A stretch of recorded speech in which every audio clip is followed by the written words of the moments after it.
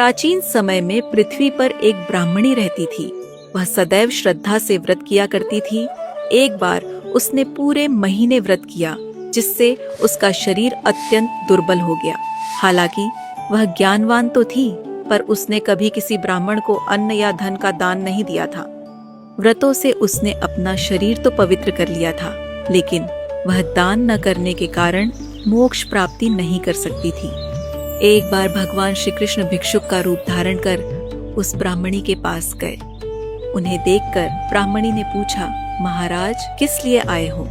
उन्होंने कहा, मुझे भिक्षा चाहिए।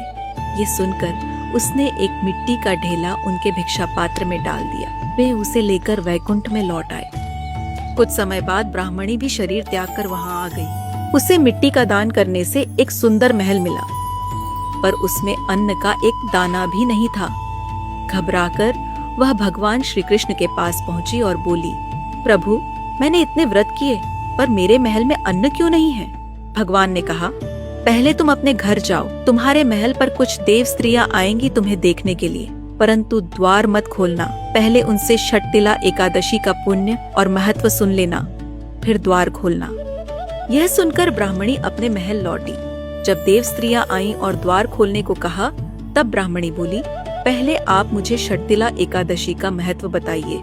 तब एक देव स्त्री ने उसे इस एकादशी का पूरा महत्व बताया। महत्व सुनते ही ब्राह्मणी ने द्वार खोल दिया।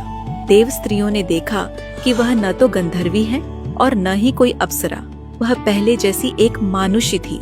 उस ब्राह्मणी ने उनकी कथानुसार विधि से षटतिला एकादशी का व्रत किया, जिसके प्रभाव से वो सुंदर हो गई तथा उसका महल अन्न और समस्त सामग्रियों से भर गया। इस एकादशी का व्रत जीवन के दुर्भाग्य, दरिद्रता और कष्टों को दूर करता है और मोक्ष प्रदान करता है। इसलिए इस एकादशी का व्रत सभी को अवश्य करना चाहिए और साथ ही तिल का दान भी करना चाहिए।